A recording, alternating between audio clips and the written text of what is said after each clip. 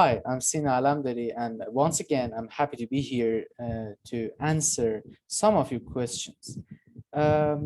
Today's question that we're going to answer is that 5 W's while using the term governance in Islamic civilization.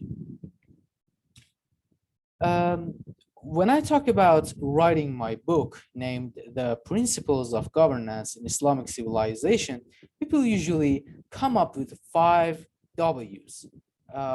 First is what is governance? Second is what is civilization?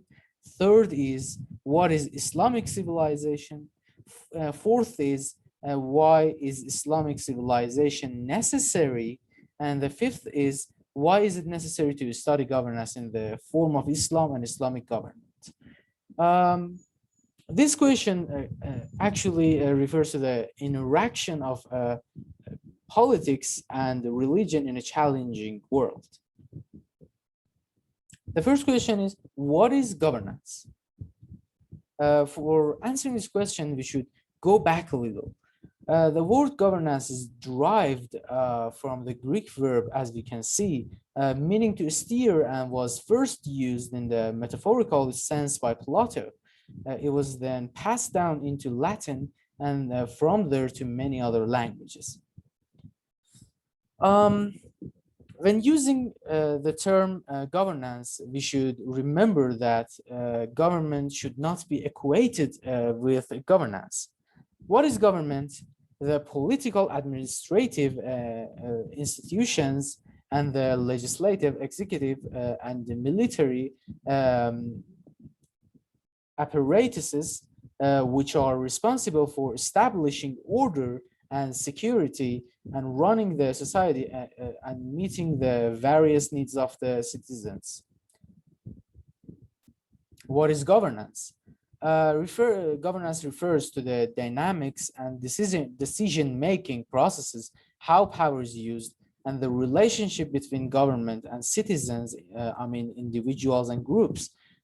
This concept can be considered as the management of society by the people to eradicate poverty and achieve sustainable development. How can we reach good governance? Good governance emphasizes indicators such as corruption control, transparency, accountability, rule of law, fairness, justice, responsibility, efficiency, and effectiveness. Okay, in short, we define good governance with the presence of all stakeholders in the micro and macro decision-making process of the country, simultaneous presence of those in power and ordinary citizens that is achieved in a transparent process without a fear of government agencies. Okay. I'm gonna answer to the second, third, and fourth question simultaneously. All right. When I use the term civilization, I mean something more than its academic meaning. In my mind, I equate the academic meaning of civilization with society. In academic meaning, we say a civilization is a complex society that is characterized by urban development, social stratification, a form of government, and a symbolic system of communication, such as writing. That's exactly how we consider society. I give you an example. When I say that we should move toward Islamic society, I don't mean, what I mean is Islamic Iran.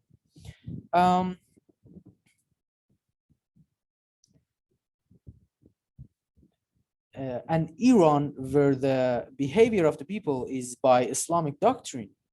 But when I use the term Islamic civilization, I don't mean an Islamic country. I don't mean an Islamic Iran by using the term civilization.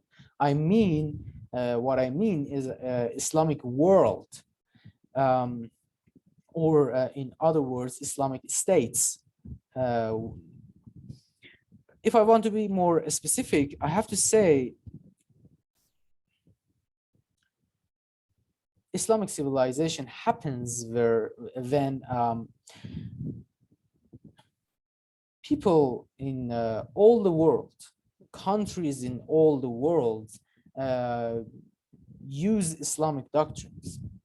And this does not mean for us that we ask all people or force them to become Muslims, but it means that by showing the perfection and irreplaceability of Islam in all aspects of human life through our attainment of an Islamic society and country, we become a role model for other society and countries to follow. Just like you can see it right here, by becoming Islamic society for me, Islamic Iran, I mean, when the behavior of the people is Islamic, it's is according to the Islamic doctrine. When the behavior of Iran's politicians is according to the Islamic doctrines, is Iran as an Islamic state would become a role model for the world, and the whole world become Islamic world, not becoming Muslims, but becoming an Islamic state. Um, just like what happened to Western doctrine. Of course, the Western doctrine was never modeled on its completeness. And of course, it was never copied by the people themselves. It was done by the governments, the corrupted governments copied this doctrine. The Western doctrine, which is based entirely on the enrichment of the rich and the impoverishment of the poor, is never the choice of the people of a nation, but the choice of corrupt governments, as we said about, as we talked about before. The Western doctrine was modeled simply because it provided great benefits to the governments. Of course, these same governments were later shocked by the catastrophic consequences of following Western doctrine. But on the contrary, in the case of Islam, it is the people who will accept it. The people who accept Islam. The people, not governments, are the target community of the Holy Quran. When people see that Islam has the power to administer justice, not equality in the socialist sense, of course, in the best way, whether in the economic, social, cultural, etc., and that is progressive and can best develop and prosper, they will move towards the Islamic model of life and governance, even if they do not want to officially become Muslims. According to our Quran, becoming Muslim is an inner thing that appears in practice and means submission to God. Islam has reached its mission when the people of the world live according to the Islamic model and lifestyle. And of course, if they do live according to Islamic doctrine and lifestyle, the corruption and poverty are eradicated. And when this happens, whether you're Muslim or not Muslim, the Islam would reach its mission. And this is far more important and valuable than just becoming a Muslim linguistically. So with this argument, yes, I believe in the necessity of Islamic civilization, because I do not think that any other doctrine has the capacity to create the most perfect and flourishing human civilization. Western and socialist doctrines may have the possibility of civilization in appearance, of course, but inwardly they're full of defects, and of course they're local in terms of time. Any society built on Western doctrine is doomed to destruction because it does the most harm to the common people. Actually, the common people themselves will destroy this governments based on the Western doctrines because it's not good for them. It destroys their lives, as we can see some movements in United States of America. People are not happy with the way that politicians govern the government, govern the society, and in and any society based on socialist doctrine fails to administer justice to the upper and lower deciles of society simultaneously. Let's go to the fifth question. Regarding to the question, I must say, in my opinion, what some people have said about the necessity of secular governments and the separation of religion from politics is nothing more than nonsense, and comes from not having enough insights. One who has a strategic insight realizes the fact that no government, I repeat, no government, as we said before, for a doctrine, first we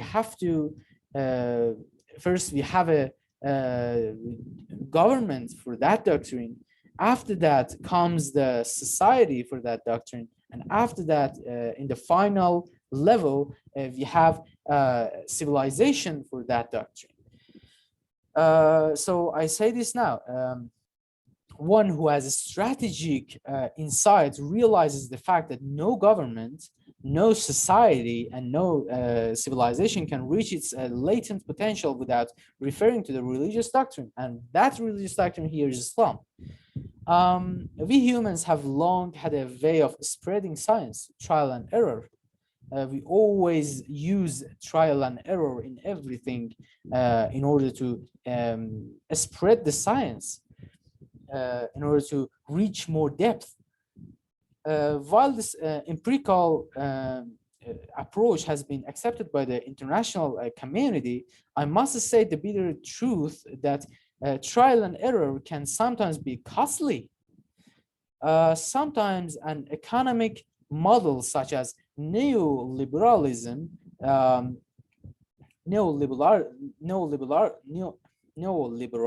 sorry, may be proposed and on paper seem ideal, but in a practice, it can lead to the spread of poverty and the death of a large number of people.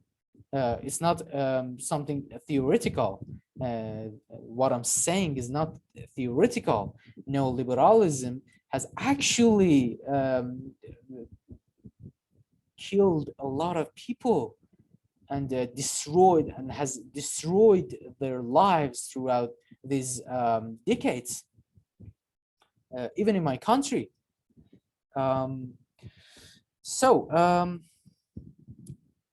and error in all matters relating to governance can have deadly consequences. Islam gives us some do's and don'ts, sometimes what we call macro politics. When we consider these do's and don'ts which God has gave us,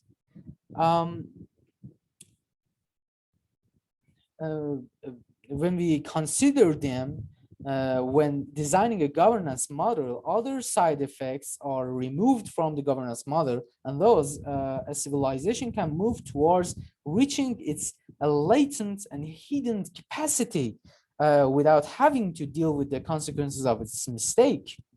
That's all for now, people. Thank you for listening to my humble words, and I hope to see you again in the future time. Have a nice day.